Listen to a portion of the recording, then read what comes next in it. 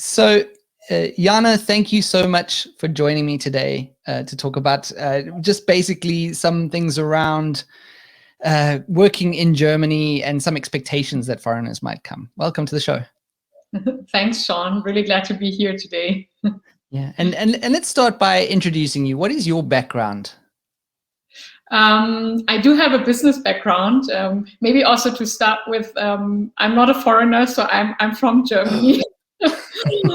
Yeah, but I'm glad I can, I'm allowed to be on your show. Absolutely. I love having Germans on, actually. Yeah, I've also seen that or heard that in other episodes. Yeah, but I do have a business background, so that's what I studied, and I worked for different corporates here in Germany and also abroad, and then basically in consulting. So that's how I started my career, I would say. So I do have a kind of IT background, IT and HR. That's where I gained a lot of experience. And about 3 years ago, I decided to start my own company because I encountered a lot of gaps in my professional life in terms of recruitment and especially in an international setup. And I think that's also what we'll probably be talking about today. Yes. Yes, we will. So that's quite interesting because at the moment I'm doing a few episodes around working in Germany and the workplace. So we're covering a lot of ground with regards to that. And one of the things that I discussed on a previous episode with a guest named Ivan, we discussed one of the things in that discussion was that the misconceptions that some people have about Germany and getting a job in Germany. And he brought up a lot of good points, but I think, do you think that there are myths and expectations in foreigners' minds about working in Germany and what they expect? Yes, definitely. And I have to say, I think I do encounter them almost on a daily basis in my work. Really? I mean, I don't want to sound negative, but right. That's, I think, also part of how the whole idea came up, because when I moved abroad, I spent time in India, I also worked in the US for some time, in Taiwan, and so on. I often had these situations where people said, I would love to work in Germany. I've heard there's such a high need, and it's so easy. There are so many jobs available, and so on. And I think these are the typical myth, I would say, I encounter quite often. So I think people often think that it's quite easy to find a job, also that there are kind of high salaries, and which, I mean, is the case in some professions, but not everywhere. And also what I often heard is that there's quite a high standard of living, but I think that depends on where you come from, probably. Yes. And that everything's efficient. I think that's a kind of stereotype people have on their mind, that Germany is so efficient and just has a high standard everywhere. And unfortunately, I have to say that's not always the case. It's definitely not the case. Yeah. But yes, that is something I have encountered, especially when talking to people from other countries that haven't moved here yet, or people back home in South Africa from where I'm from. And they always talk about the high salaries here. And I'm like, yeah, but in relation to a country like South Africa, for example, the salaries are very good, but so is the cost of living. I mean, some of the food here costs twice as much as what you would pay in South Africa for it, or whatever. So there's also, I think, that kind of adjustment that people don't necessarily make in their minds as well. I mean, it's obviously between South Africa and Germany, it's a big gap, but that also factors into it depending on which country they're from. Yeah, I mean, definitely. And I think people tend to underestimate social security contributions and tax deductions as well, on top of cost of living in general. I think that I've seen so many cases where people had a kind of, let's say, bad surprise because, I mean, what you sign up for is not what you have on your bank account at the end of the month, right? So there's a big difference, and you cannot avoid that. I mean, you have to pay health insurance and so on. It's mandatory. And I think people often don't take that into account. That is a very, very good point. And they definitely do not, because I've seen many people get surprised when they see just the tax proportion that you pay. I think it's like 40-something% in Germany, whereas other countries might not be accustomed to paying that much tax every month. And then also, like you said, the additional insurances that you need to get, and the health insurance and stuff. It's a lot that comes off your salary in the end.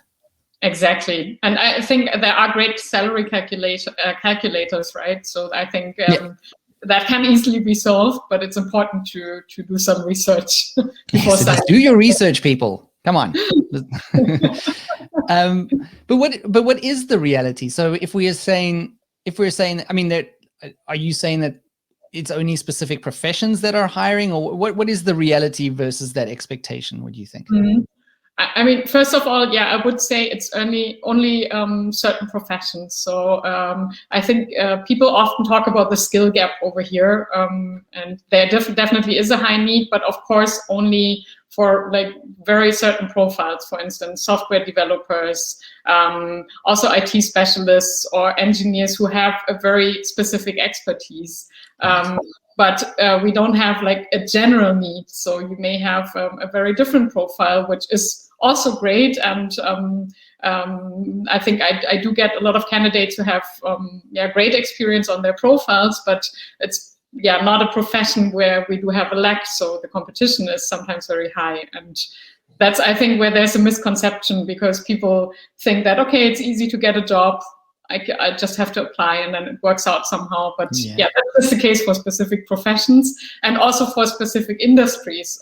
So I often see that like when you look at statistics here, it's often medium and small companies that struggle with finding people. And these companies are often based, not in like the big attractive cities, but maybe somewhere in a small town where it's difficult to attract candidates, especially international candidates. So.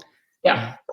And of course, the other factor in that is that a lot of people are either English native speakers or that is their second language who are coming to Germany. So they're also, I think, a misconception that a lot of people have, and I can't remember if you mentioned it at the top here, but they come here thinking it'll be easy to find an English job because there are a lot of international companies. Berlin, for example, is very international. Hamburg is very international. Munich as well. And they have in this mind that it'll be easy to get English jobs. But is that the case? If someone doesn't have German, what are they facing? Unfortunately, I would say that's not the case. Like I mean, again, it depends. If you are a software developer, it's probably easy. But in other professions, it's definitely not the case. And I think, then you may have a profession where there's a really high demand, but without German, it's impossible.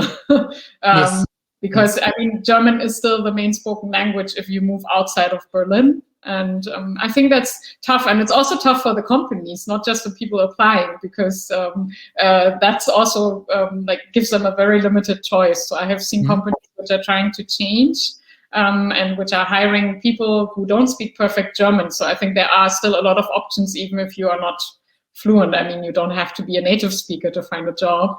But there is a barrier, and it's helpful to speak German. And also, I think even if you find a job where it's fine if you just speak English, the minute you step out of the office, you will probably speak German.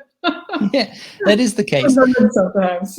It is the case. And of course, in the bigger cities, in Berlin and so on, my experience is that, yes, there are a lot of English jobs. So that is correct. But there's also a lot of foreigners in those areas specifically. Right. So you're actually still at somewhat of a disadvantage because there's a high demand for those few English jobs that are there, and you're competing against other foreigners. So that also makes it quite tough as well from a language perspective. Yeah, I think that's completely right. Like here in Berlin is like a special bubble where we have so many people from across the globe, and also these people are well connected. So that's a big competition.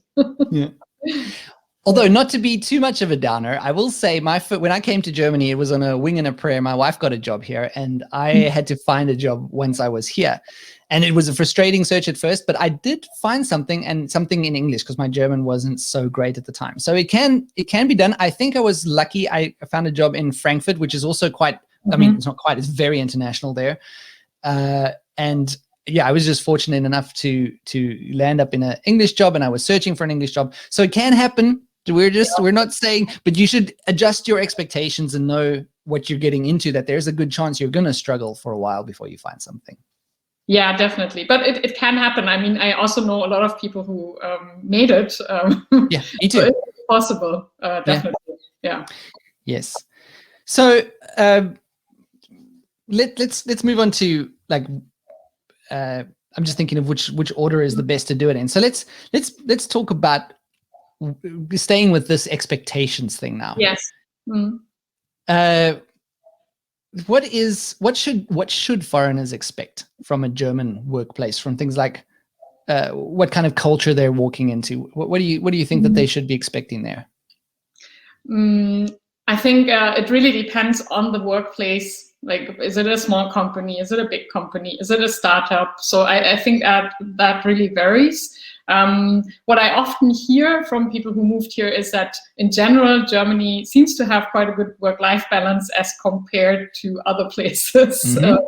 I think we also have a great legal framework which really protects employees, and I think that's in general something people can expect. Although, of course, I mean, if you work for a startup, you also have to expect a higher workload. Or in consulting, like I speak from personal experience, I can say, yeah, you will probably have to work a bit more. It depends. But in general, I think you can expect a good work-life balance.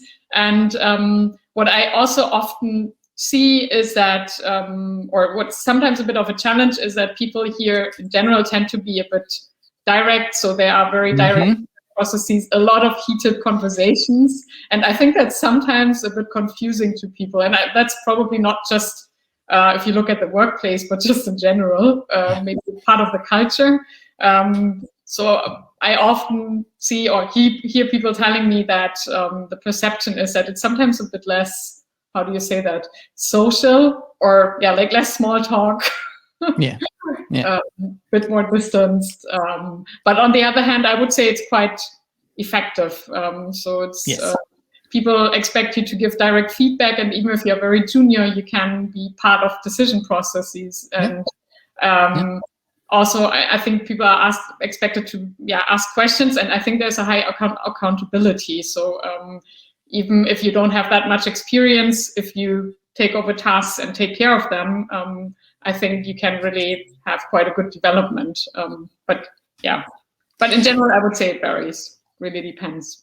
It does depend. What you said about high accountability is definitely something that I noticed when I started working as well. It's just, it's a case of you get given a task, and it's just a given that if you have questions, you will ask them the questions, and then, but otherwise you're just getting it done, and you are responsible for getting it done. And that was, in South African culture, at least. I can't comment about US culture because I didn't work for too long in the US, but the culture there might be more discussions, more figuring it out and whatever. But here you can have the discussions, but you need to initiate them because the onus is on you to get that done, right? Yeah, and I think that's really like a key difference to many places. Like I've also encountered this, not that much in the US, but for instance, in India, I mean, that's maybe a big culture gap, but we had these cases so often where people say, okay, so this is the deadline we agree on. So it's in 14 days. And then after 14 days, me with my German mindset, I would come back and say, okay, so 14 days. So where's the stuff?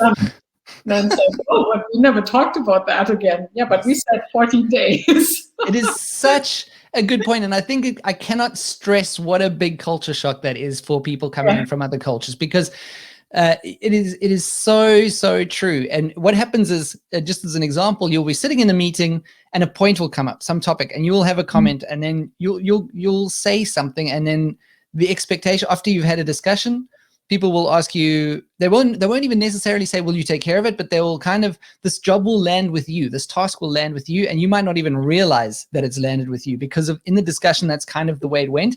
And you leave the meeting and forget the point completely. And like you said, then in 2 weeks' time, someone comes and says, hey, what's happening with that thing? I'm like, I didn't even know it was a thing. I didn't know.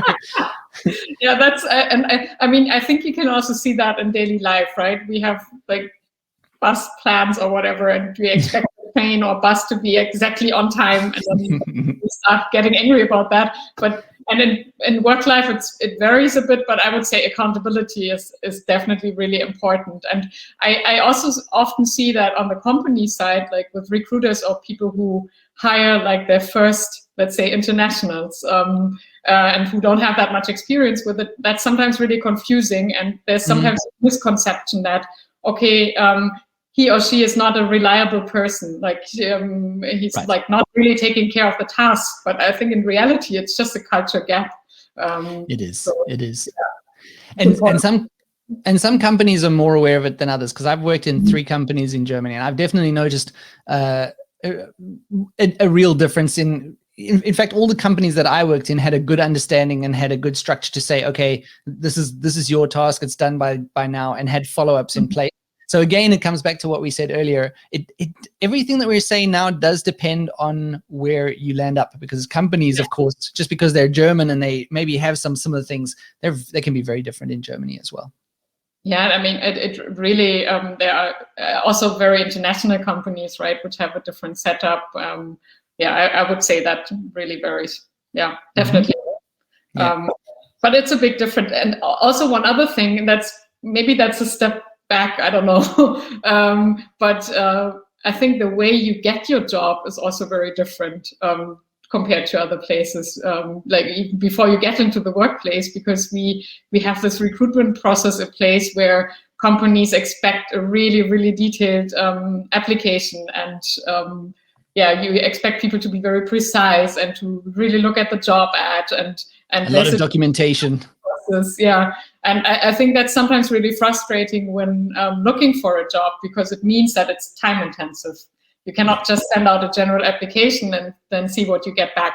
You have to be really precise, and I think this part of being precise is really also ingrained in our work culture, I would say. And you can see it in recruitment processes. That's the first place where you will realize that. Yeah, I think that's also a very good point. When I think back to my early days of looking for a job, it was a case of a lot of work to not only find the positions, but to apply for them. And the amount of documentation you need for a position is something else we spoke about with the previous guest. The Germans need a lot of proof of everything that you've done in your career. So that is also very different to how we used to do things in South Africa. Yeah, I can imagine that. That's but this also varies. Like if you apply to a startup, I think you will need less proof compared to, I don't know, corporates. Yeah.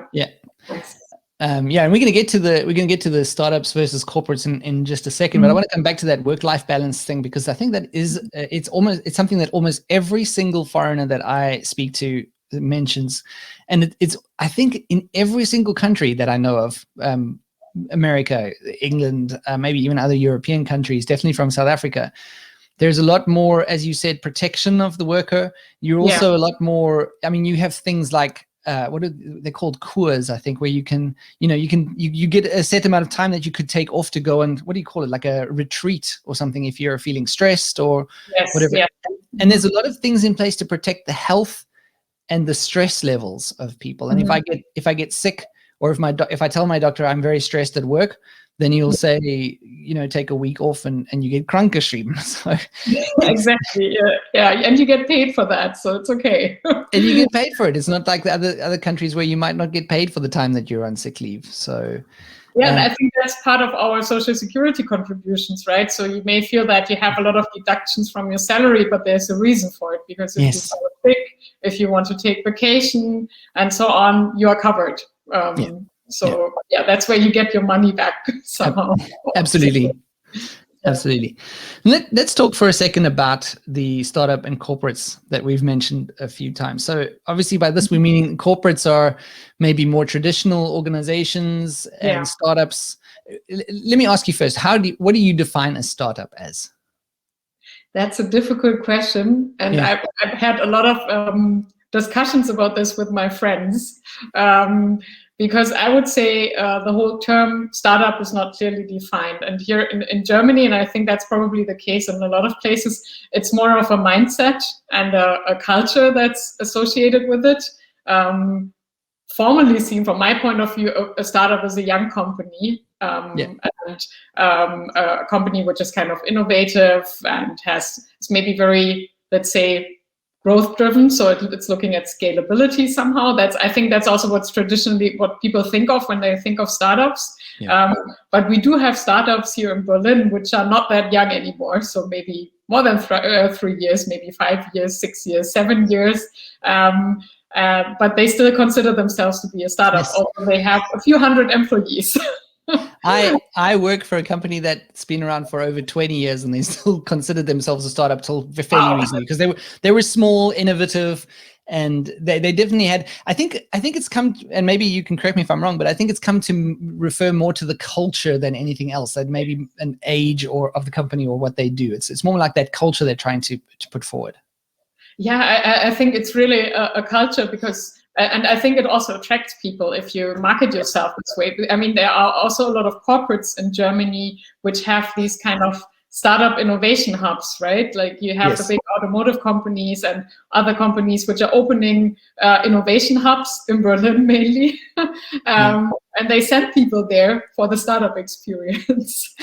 And I mean, they even have trainings, where they send people to Berlin for 2 weeks to look at the whole startup world. Right.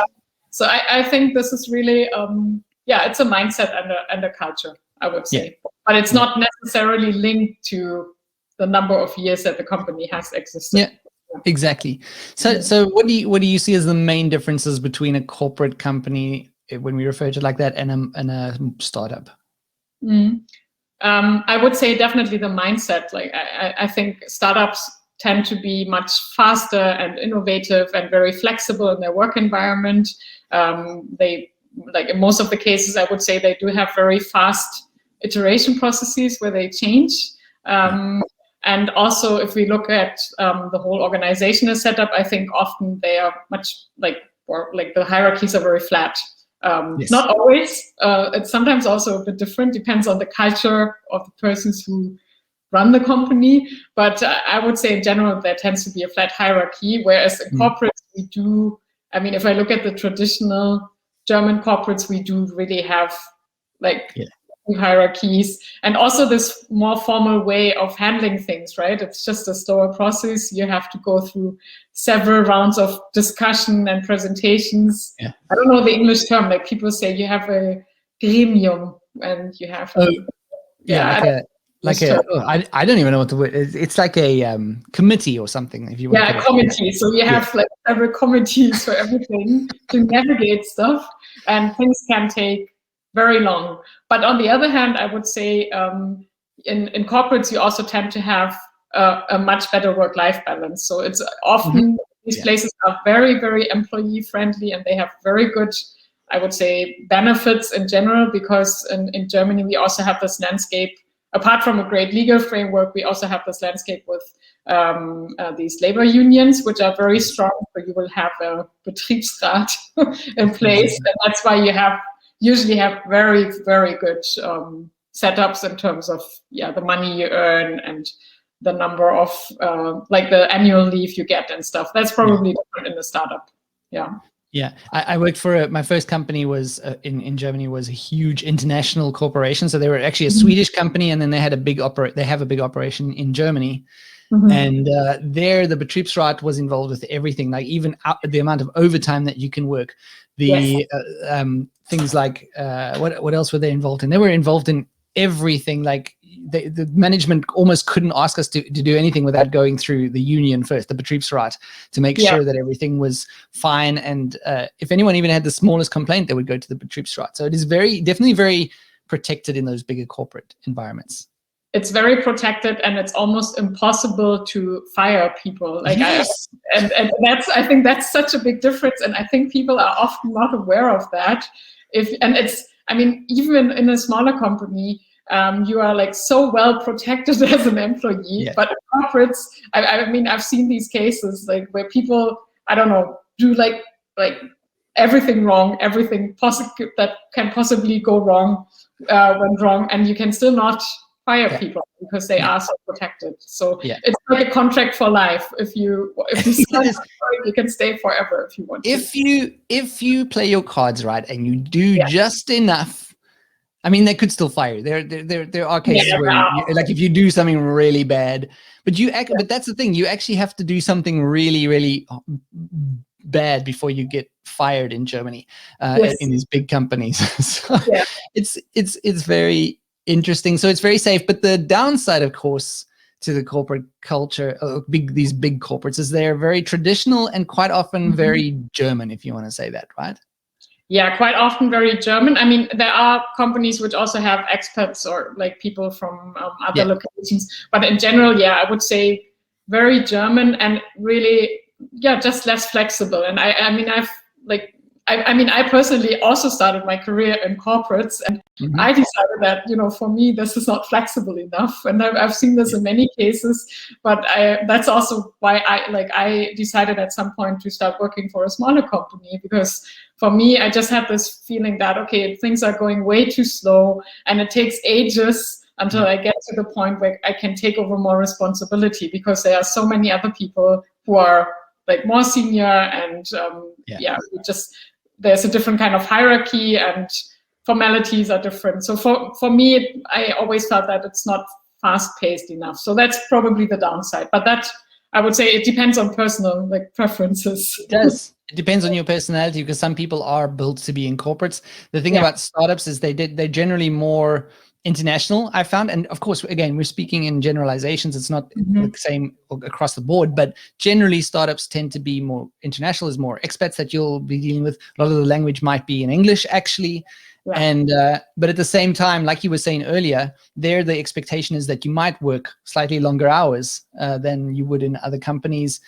So there's a downside to that. And you've also got to be very flexible in a startup. You might be asked to do not just this role that you're hired for, but maybe 3 or 4 other roles, and you kind of, which is fine for some. Others need a clearly defined, structured environment. So it's also about thinking what kind of what kind of mindset do you have, what kind of personality you have.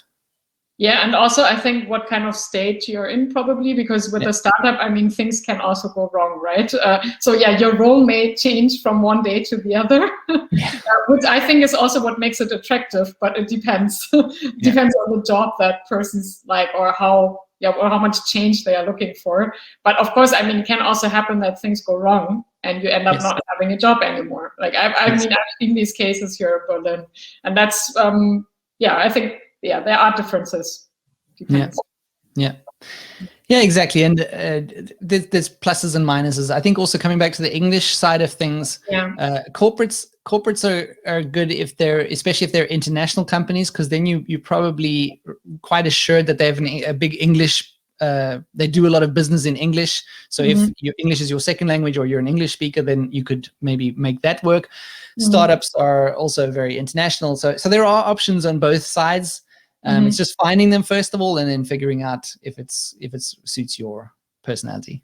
Yeah, definitely. Yeah, so lots to think about for foreigners coming to Germany. So let's talk about once the foreigners have decided where they want to be, they're in Germany and they get the job. Something that I think is also difficult for Germans, especially if it's in German, is the contract that they're getting. So I just want to maybe cover this, because I think you've got a lot of expertise around contracts and what's to be expected. So maybe just give me a high level overview of what is in a Arbeitsvertrag, work contract. Yeah, in a work contract. Okay, then first the legal disclaimer: I'm not a lawyer. Yes, neither of us are, and everything we say is just advice. You have to do your own research. So this is just kind of from our experience and our knowledge and so on. But yes, exactly. But I think there are definitely like a few key points that are important to know. So first of all, I think, as we already said, we have a very employee-friendly legal framework. But work contracts, from my experience, are sometimes a bit confusing for people. That's understatement alert. I've had 3 jobs and I'm not sure I've understood the contract of one of them, but anyway. Okay, I mean, if that's kind of assuring, even as a German, it's still confusing. Like, even as a German, if you sign a work contract, you will most probably ask a friend first, or I think in most of the cases, you always ask a friend to read it because it's confusing. Yeah. And it's usually such a long document, so many pages, and this weird, very formal language. So, and the confusing part is, and that's also, I think, why it's overwhelming sometimes for foreigners, or very difficult to understand. The confusing part is we don't have this one template or very clear framework of what a work contract looks like. So even for companies, there is no clear standard. And that's right. But I think a few key points to look out for. So first of all, we do have a probationary period, and I think that's sometimes confusing for people. Mm-hmm. So you are super safe, and you can sign up for, for a job for the rest of your life in a corporate if you want to, if you make it through the probationary period. Yes, there is that period you have to get through before you actually get properly hired. Exactly. And I think this probationary period should not be underestimated. People are serious about that, and it's normal. So it's usually up to 6 months, and within this time frame, your contract can easily be terminated. So I think within 2 weeks notice, which is quite short. Yeah. Yes. And I've seen it happen. I've seen it happen in my experience a few times where people come in and they don't make it through the probation period, and not necessarily because they're bad at their job, but because it's just not a fit. And what I will say about the probation period is it works both ways. So at the same time, you don't have a lot of security. It's usually 6 months. I think most often it's 6 months. I don't know if it changes sometimes from company to company, but you have a 6-month probation period where it can be ended pretty quickly, like you said, 2 weeks notice. But it's also from your side. So if you walk into an environment that you go, whoa, what is going on here? I'm not comfortable at all here. You can also, from your side, pull out of the agreement. Exactly, which I think is quite a good thing, and I've also seen that happen, and that you realize that this is really not a fit, and there are other options to look into. So I think, but it's just important to know that you're not completely safe when you start your job. And also this is often linked to a review. Like you usually have a review after a few months where you talk about this, and it's sometimes even celebrated. Like, I made it through this probation period. We generally bring cake in our company that I'm at now. So when someone passes their probation period, that person is responsible for bringing in the cake for everyone. That's quite nice. It is nice. But that's, I think, definitely important. And then, a few other things, like we have work hours. Of course, I think like the standard here is 40 hours per week, but that's always mentioned in your contract. And you sometimes find these, like in corporates, it can be less, by the way, less than 40 hours a week. Yeah. And then there's always this question of, what happens if I work more than 40 hours? And this really varies. Like you will often find like this part saying that, every over hour you do, every additional hour is compensated with your salary, and there's no extra payment. Actually, that's not legal. Oh. But a lot of companies still do that. So okay. We are not always that precise. Yeah, I think my contracts have always been kind of vague when it comes to that. They say that your work time is 40 hours a week, but you could be required to work on occasion outside of these these hours or something. And it's not really concretely defined what's allowed and what's not allowed, but and in the beginning, I think with my first contract, I was worried that it's not clearly defined how much overtime could I be asked for and stuff. But it's actually pretty normal that they're just vaguely, I think they're just covering themselves to say, you could be asked to work more or in a different location or something like that. I don't know what's standard. Yeah, it's often not very precise. And I also have to say, I think like if this is something which is not precise, and I think it's okay to ask, but it's also like a matter of work culture, right? So me as an employer, if that's like the most important part that the person really wants to know, like, do I have to work 40 hours or 41 hours? And that's also confusing. So, but in general, I think it's usually okay, but it's good to know. And then, of course, on top of that, we have this whole aspect of vacation days. Like you already mentioned that, right? There is paid vacation. So I think as per the legal framework, you're entitled to 20 days vacation if you work 5 days a week full time. And that's the case, like that's the legal framework, and often you get more than that. I think in general the standard is more. In general, I think the standard is around about 28 days. Yeah. So in all 3 companies that I've been in, again, this is only my experience. It's been 28 days, and then we get gifted the 2 days on Christmas Eve and New Year's Eve. We get given those at some point. A mail comes from management saying you're allowed to take off on Christmas Eve and New Year's Eve, and it happens every year. So you actually get 30 days, but contractually it's 28 days is what's agreed with us. Yeah, I think in startups it's sometimes less. Like here, I often see that it's 25 days, but even that, that's quite a lot, I would say. Yeah. So that's quite good. And that, I think for that, it's just important to know, okay, if you work 5 days a week, the minimum you get is 20 days. And for me, that's also kind of an indicator. Like if you get just a basic 20 days, it's probably good to ask, because that's not very much. Like, as you said, the standard is much higher. So 20 days, that would, for me, be an indicator that it's maybe not the best employee-friendly environment. I think that's a very good point, actually, because I've never heard of it being lower, but I know it's possible. So yeah, if you're getting offered 20 days, that should be an alarm bell somehow. Yeah, that definitely, I would say. And then, I think another important part to pay, or two things that are really important to pay attention to, is of course salary. And salary, like I often have cases where people negotiate something on top of their salary. So not just a base salary, but maybe some benefits, or I don't know, mobility allowance. Or if you start working for a startup, you probably, like, people often go for a lower salary, but then go for some ESOPs or other stuff.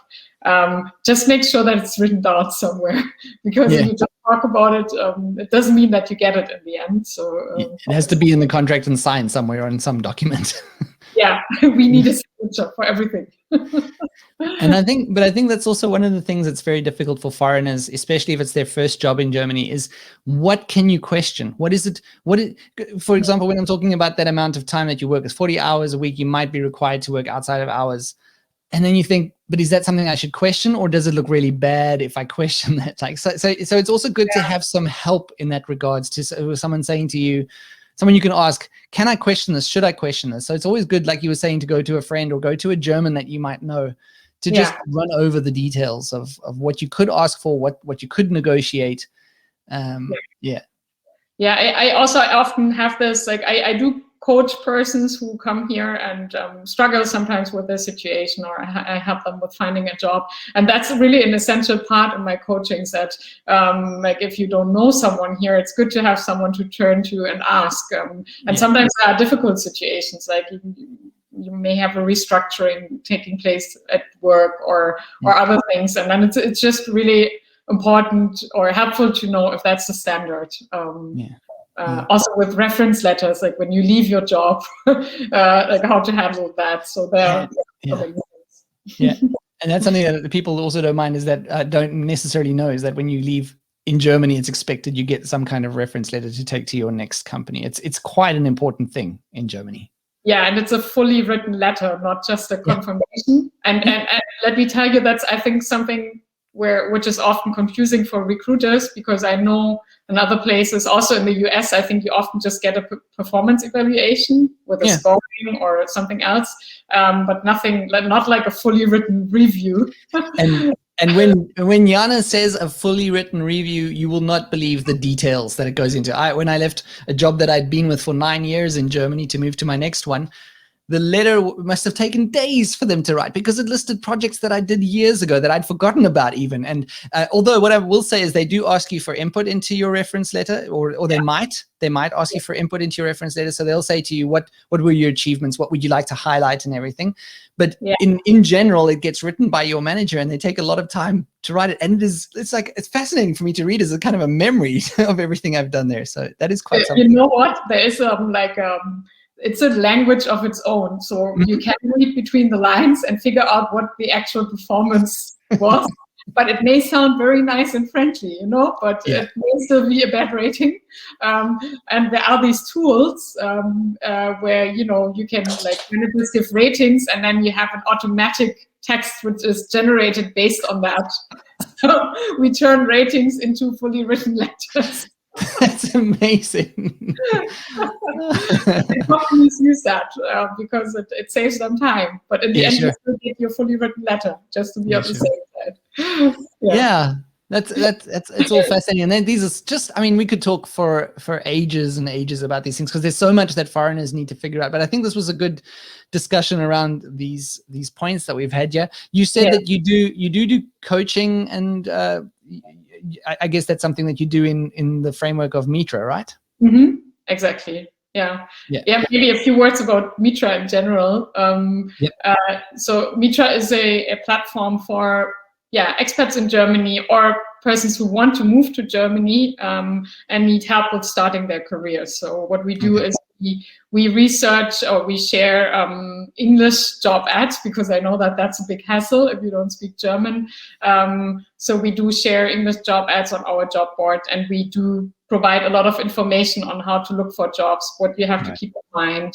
We do workshops and so on. And we started this because we help German companies here recruit on an international level. And at some point we realized that, okay, there is a high need, and recruiters in Germany also often have a lot of knowledge gaps. So that's where things can go wrong. But if you are aware of these gaps as a candidate, you can make sure that you still make it through the process, right? And that's much easier than trying to change companies.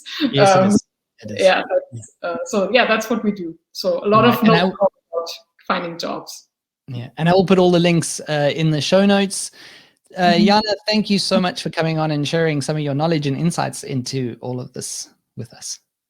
Yeah, thanks for having me. It was really fun having this conversation with you.